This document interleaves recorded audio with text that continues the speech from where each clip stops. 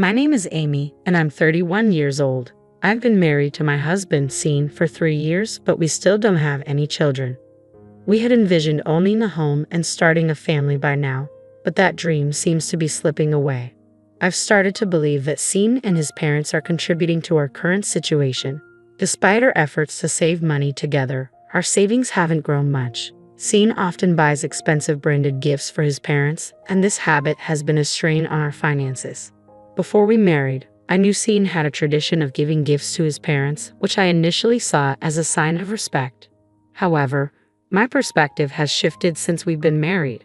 While his filial piety is admirable, his tendency to spend money recklessly has become more apparent. He seems to view our increased income as a green light for more extravagant spending. Where he used to stick to a budget, he now chooses only luxury items, and his parents have come to expect these costly gifts. They even request them for no particular reason, which I find difficult to understand.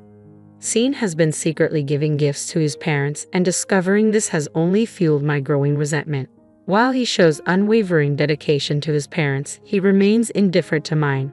When I bring up my mother's upcoming birthday, his nonchalant response only adds to my frustration. The stark contrast between the gifts he lavishes on his parents and the modest ones I can afford for mine bothers me deeply. I sometimes wish I could give my parents expensive gifts, but our finances are stretched thin due to his spending. As a result, the gifts I manage to give them are always a compromise, falling short of what I'd like to offer. Although my parents appreciate what they receive, it pains me that I can't fully celebrate their special occasions.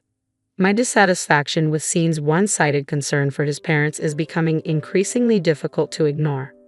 After a year of marriage, as I watched our savings stagnate, I began addressing Scene's spending habits. However, each time we discussed it, the conversation ended in his anger. He would accuse me of lacking sympathy for his parents or even of disliking them without truly hearing my concerns.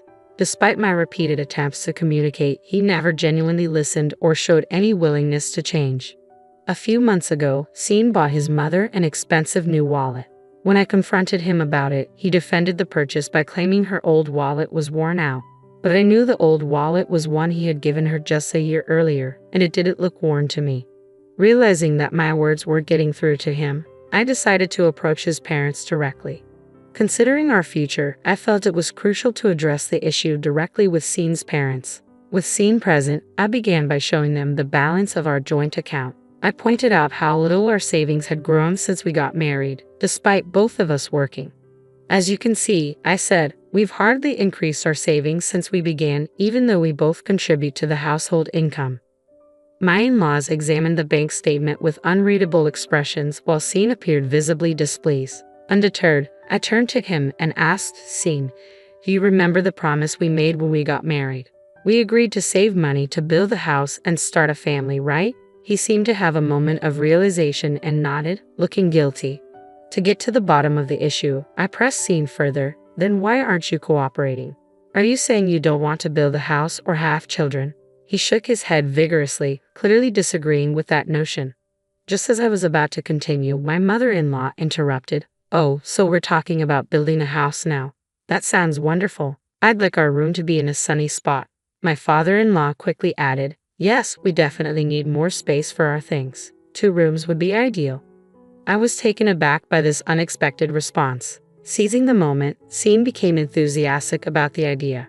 "All right, then let's make it 2 rooms. One for visits and another for storing clothes and belongings." Annoyed by their enthusiasm, I cut in. "If we're adding 2 more rooms, that will increase our costs significantly. Therefore, we'll need to avoid any expensive gifts until the loan is paid off." My mother-in-law quickly backpedaled. "Oh, it was just a joke. We rarely stay over at Scene's place anyway, right?" My father-in-law chimed in, "Exactly." Maintaining a smile, I firmly reiterated a decision I had made previously. "I see it was a joke. However, for the sake of our future household and children, we'll need to limit gifts to birthdays and anniversaries only." Scene immediately protested, "That's not fair to Mom and Dad." I had anticipated his reaction and responded with a look of disdain. "Then your pocket money will be entirely cut off. We can't find any other way to tighten our budget. Or are you planning to use the money you saved when you were single to cover your parents' gifts? If that's the case, I won't interfere." Scene fell silent, his face sour. I let out a soft sigh, and with a bright smile directed at my in-laws who were searching for a response, said, "I appreciate your understanding, as saving requires the effort of the entire family."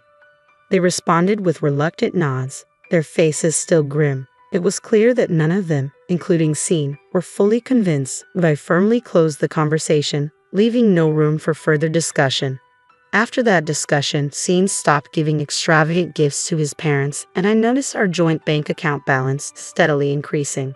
I felt a sense of relief as our finances began to improve. However, this tranquility was short-lived. The turning point came when my sister gave birth. Being only a year younger, my sister and I have always been very close. Although our contact lessened after marriage, we still made an effort to keep in touch at least once a week. When she had the baby, she sent me a photo along with news of her joy and excitement. Perhaps I am biased because it's my niece, but the baby was truly adorable. I couldn't contain my excitement and immediately showed Scene the photo of the baby. His eyes softened as he was charmed by the baby's cuteness. I felt a wave of relief at his reaction. Although he had always said he liked children, I had my doubts about whether he truly meant it. I worried that his reluctance to save money was due to a lack of interest in having children. But from his reaction, it seemed he would cherish our future children as well. Feeling reassured, I remembered something and said to Scene, who was still admiring the photo, "I've already sent my sister a gift and some money for the baby." His expression immediately darkened and he glared at me with clear dissatisfaction. "You restrict gifts to my parents but spend so much on your sister," he said, clearly upset. As I stood there in shock, he continued to complain, "And you sent it without discussing it with me." His self-righteousness made me lose my temper, and I responded sharply, "How can you say that when you always secretly give gifts to your parents? This is for a baby's celebration, not for no reason at all. If you can't accept that, then let's agree to stop giving gifts entirely." I worried that I had overstepped, but the words were out, and I couldn't backtrack. Perhaps the idea of being forbidden from giving gifts was too much for him to accept, but he didn't argue further and fell silent. His face remained displeased, but I took it as a sign that he had reluctantly agreed. A few days after our argument, I received a call from my mother-in-law. As soon as I answered, she started with, "I heard your sister had a baby." Realizing my husband had shared this news, I confirmed, "Yes, that's right." I expected her to offer congratulations or chat about the baby, but instead, she asked, "So, I heard you gave her a present. Is that true?" Taken aback by her directness, I replied, "Yes, I sent something for the baby." To my surprise, she responded cheerfully, "Well, I hope you'll have something for our anniversary next week too. I'm looking forward to it." Her request felt a bit impolite, but it was better than having Scene make an expensive purchase on his own. I agreed and ended the call. For my in-laws' anniversary, I decided to send a practical pair of glasses. I braced myself for a complaint, but none came, and time went by without incident. I had been too quick to judge my in-laws, but recent events made me realize my mistake. One day, my mother-in-law visited our home with a brand new luxury bag, beaming with delight. She admired the bag and thanked me, saying, "Thank you for the $4,000 bag." I was stunned, believing that our anniversary gift was merely a pair of glasses. I complained to Scene, "I feel awful about this." My shock left me barely able to whisper, but I chose not to address it with her at the time. She seemed oblivious to my reaction and cheerfully mentioned she was heading out to lunch with friends. After she left, I rushed to the bank. We had 3 accounts, individual accounts from before our marriage and a joint account we opened after tying the knot. The joint account showed no significant withdrawals, but checking our personal accounts revealed that $800 had been withdrawn from Scene's account and $4,000 from mine. When my husband came home, I confronted him about the missing money, but he dismissed my concerns. I thought it would be unfilial to give just glasses for the anniversary, so I used my account to cover Dad and yours to cover Mom, he explained. Seeing my anger, he grew flustered and insisted it wasn't a big deal since he hadn't touched the joint account. As I remained silent, his frustration mounted. "Why would you only get glasses for the anniversary? I went out of my way to make sure both of them were covered," he argued.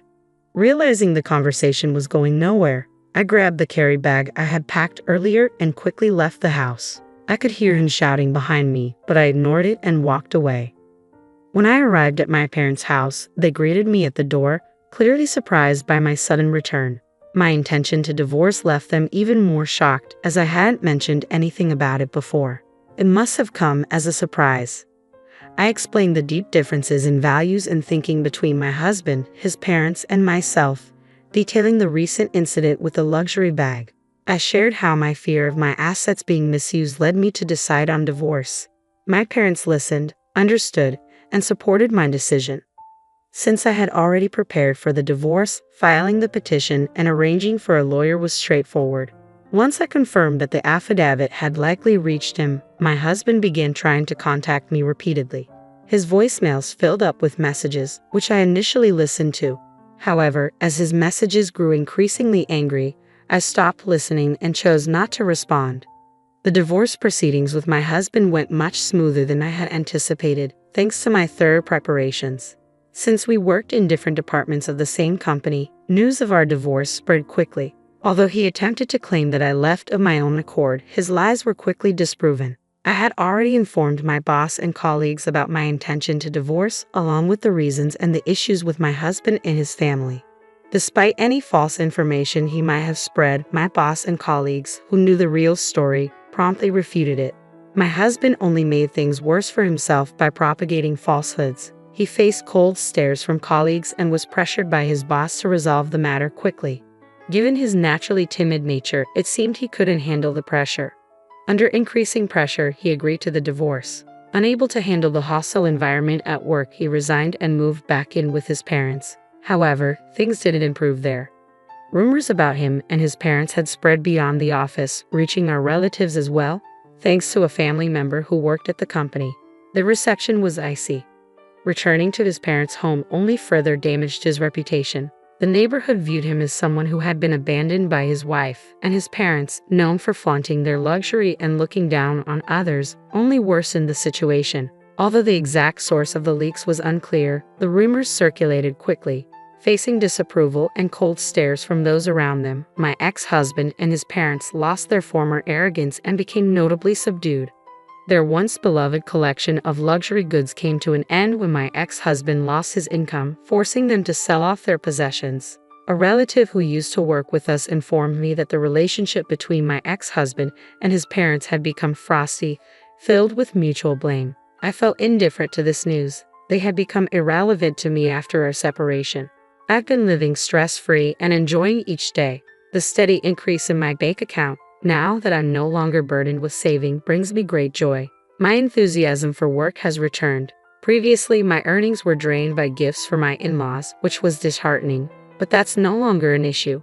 I've also been able to give my parents the gifts I truly wanted to, something I couldn't afford before. They initially said that what they had received was enough, but once I explained it was for my personal satisfaction, they happily accepted. Seeing their reaction lifted the guilt I had felt. As for love, I plan to take a break, but if the opportunity for remarriage arises, I hope to apply the lessons I've learned from these experiences.